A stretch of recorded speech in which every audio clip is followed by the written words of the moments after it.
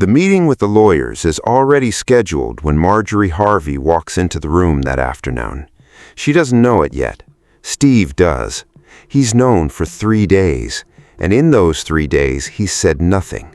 He smiled at her across the breakfast table, held her hand at a charity gala, posted a birthday tribute on Instagram that made millions of people believe they were watching the greatest love story in Black Hollywood. But the paperwork is already drawn up. The decision has already been made. And the thing that finally broke him, the thing that made a 68-year-old man who built an empire on family values and second chances decide to walk away from the woman he once called his soulmate, isn't what anyone expects. It isn't an affair. It isn't money. It's something quieter, something that's been happening for years while the cameras weren't looking. And by the time the world finds out, it will already be too late to ask him why. Because Steve Harvey doesn't explain himself to people who think they know him. He was born Broderick Stephen Harvey in 1957 in Welch, West Virginia, a coal town so small it felt like a waiting room for somewhere else. His father was a coal miner. His mother was a Sunday school teacher. And Steve learned early that survival meant performance. If you could make people laugh, they wouldn't notice you were poor.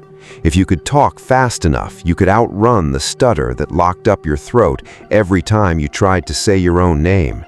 If you could convince a room full of strangers that you were confident, successful, untouchable, maybe one day you'd convince yourself. That lesson became his religion. He spent years sleeping in his car, showering in gas station bathrooms, stealing toilet paper from comedy clubs because he couldn't afford to buy it. He ate failure for breakfast and performed through it every single night because the alternative was going back to Ohio and admitting his father was right, that he wasn't special, that the dream was just noise. So he didn't go back. He kept moving, kept grinding, kept smiling even when his first marriage to Marcia Harvey was crumbling under the weight of his absence, his ambition, his absolute refusal to be anything less than a star. Marcia gave him 3 children. Steve gave her alimony, guilt, and a reputation as the woman who couldn't keep up. By the time he married Mary Shackelford in 1996, Steve Harvey was no longer the guy sleeping in a Ford Tempo. He was the host of Showtime at the Apollo. He was one of the original kings of comedy. He was the man who could walk into any room and own it with a joke, a suit, and a smile that made you feel like you were in on something. Mary thought she was marrying that man, the one who showed up, the one who chose her. But what she actually married was the performance, and the difference between those two things would cost her years of her life. Stop here for a moment, because this is the part most people get wrong about Steve Harvey. They think his problem was ego or infidelity or the kind of shallow Hollywood narcissism that makes men trade in wives like luxury cars. But that's not it. Steve's problem was that he believed deeply and genuinely that if he could just be successful enough, beloved enough, powerful enough, no one would ever be able to hurt him again.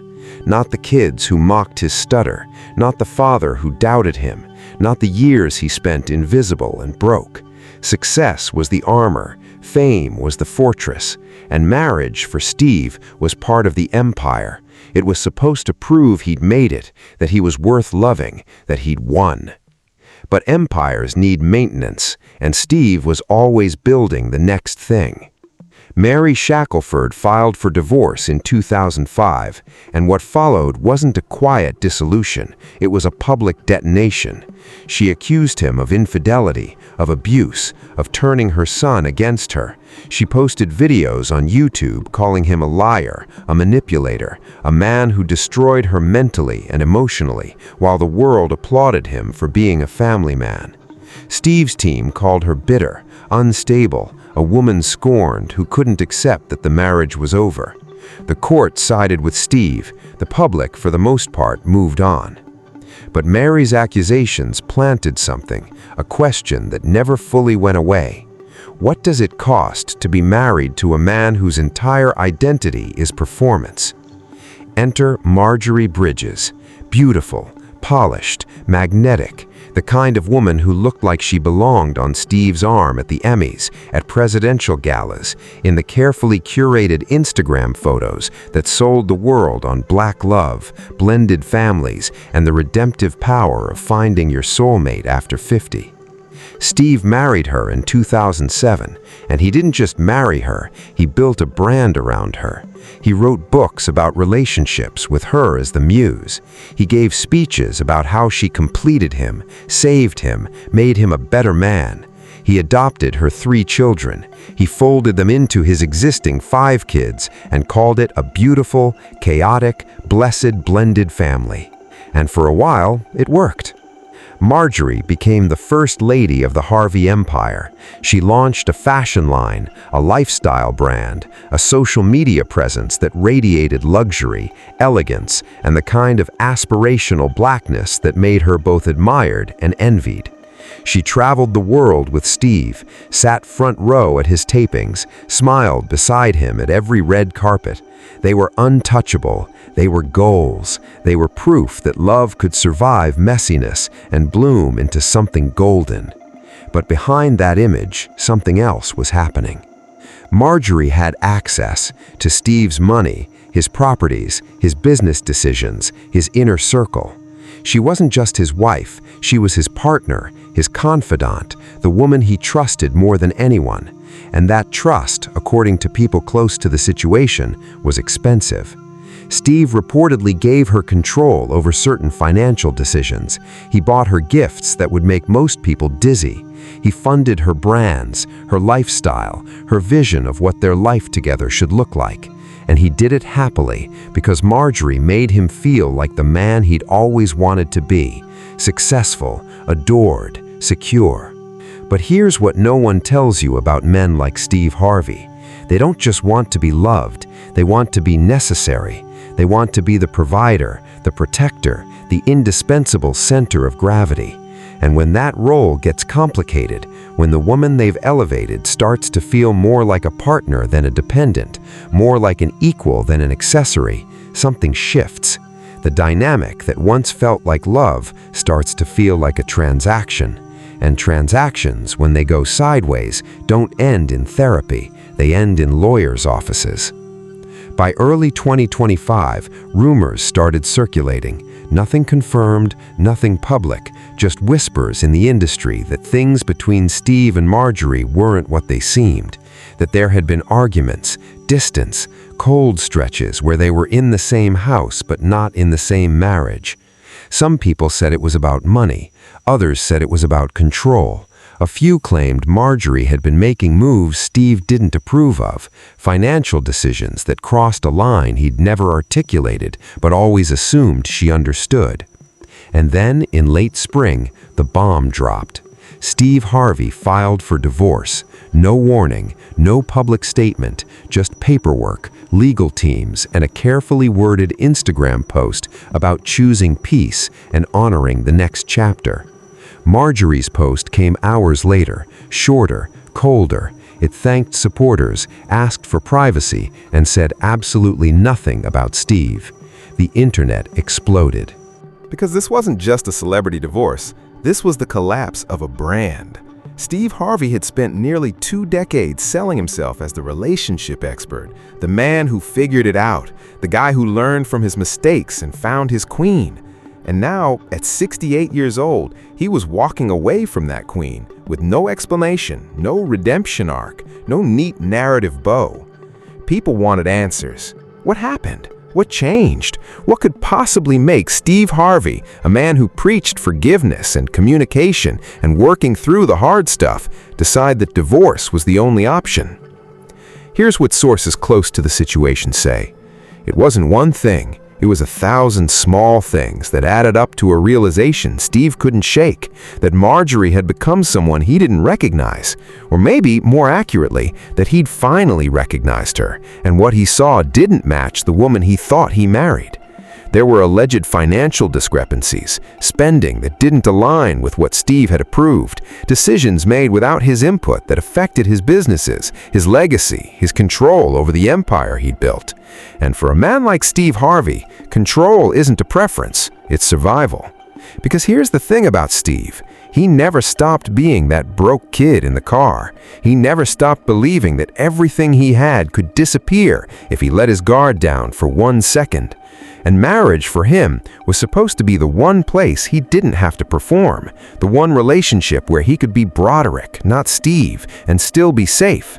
But if Marjorie was making him feel like he had to perform even at home, like he had to protect himself even in his own marriage, then what was the point? So he did what he'd always done. He made the hard call. He walked away. He protected the empire.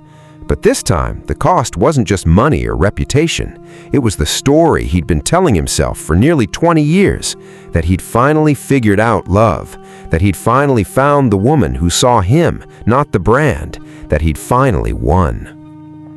Marjorie, for her part, didn't go quietly. She didn't pull a Mary Shackelford and wage war on YouTube, but she didn't play the victim either. She hired her own team. She secured her assets. She made it clear that if Steve wanted out, he was going to pay for the exit, and she was going to walk away from this marriage with her head high, her brand intact, and a settlement that reflected exactly how much she'd contributed to the empire he wanted to protect. The kids, all 8 of them, are caught in the middle. Some have chosen sides, others have gone silent.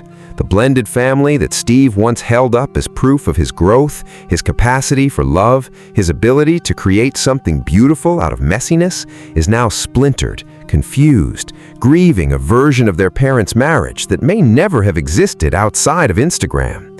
And Steve is doing what he always does. He's working, he's hosting, he's smiling, he's showing up on Family Feud like nothing happened, delivering punchlines with the same timing, the same charm, the same energy that made him a star.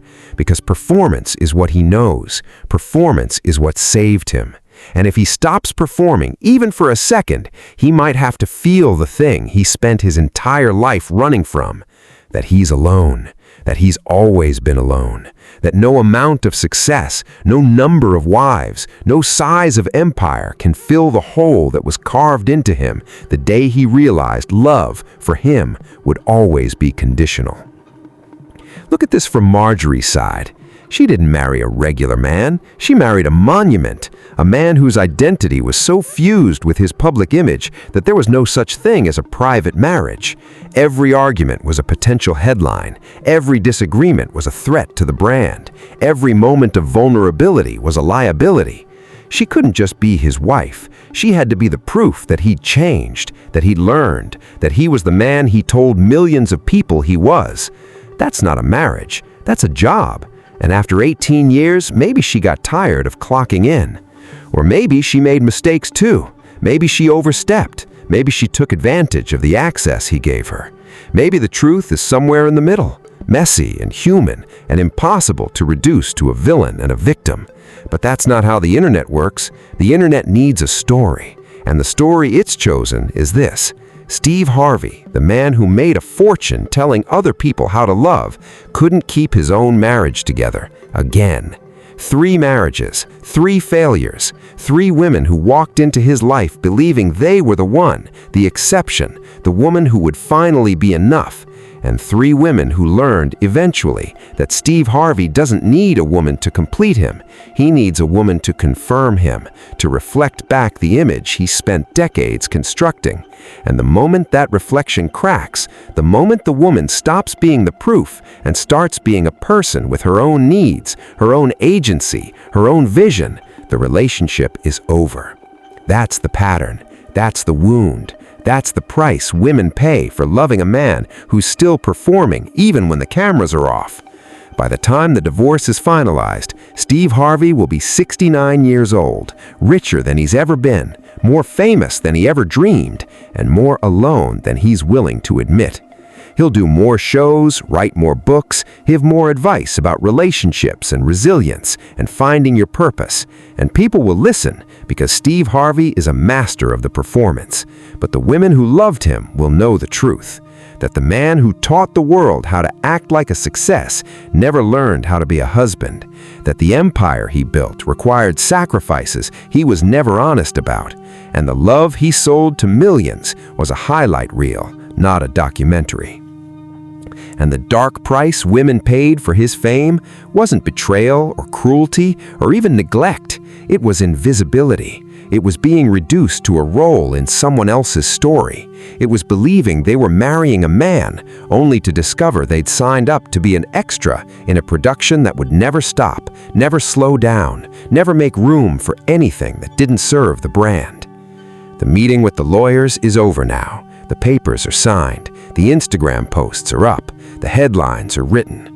And somewhere in a mansion in Atlanta, Steve Harvey is alone, surrounded by everything he ever wanted and nothing that makes him feel safe. Because the fortress he built to protect himself became a prison, and the women who tried to live inside it with him paid the rent. That's the real story. Not the divorce, not the allegations, not the money or the arguments or the who said what. The real story is what it costs to love someone who's still trying to prove they're worth loving. What it costs to be married to a man who spent his entire life running from the boy who stuttered, who slept in a car, who was told he'd never be anything. That boy is still there, still scared, still performing, still convinced that the moment he stops, the moment he lets someone see him without the suit and the smile and the setup, they'll leave. So he leaves first, every time, and calls it protection. Maybe one day he'll stop running. Maybe one day he'll sit in the silence long enough to realize that the thing he's been searching for his whole life, the thing he thought fame and money and marriage would give him, can't be found in another person. It has to be found in himself. But that day isn't today. Today, Steve Harvey is 68 years old, newly single, and still the best performer in the room. And the women who loved him are left holding the bill.